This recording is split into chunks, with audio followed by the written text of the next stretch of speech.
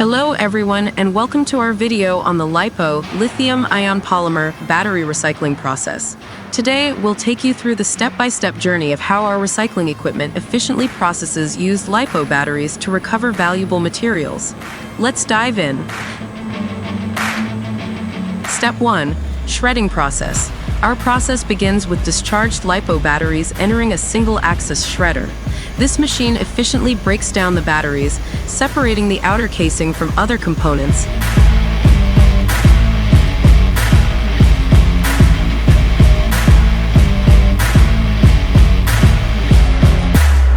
Step 2. Pyrolysis furnace. Next, the shredded LiPo batteries move to the pyrolysis furnace.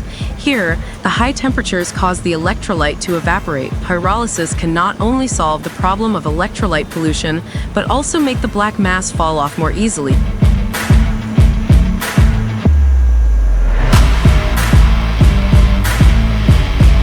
Step 3.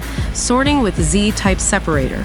The pyrolyzed and carbonized LiPo batteries then pass through a Z-type separator, which efficiently separates the outer casing from the remaining materials. Include iron, aluminum, and plastic casing. Step 4. Drum powder separator. Following this, the materials enter a drum powder separator.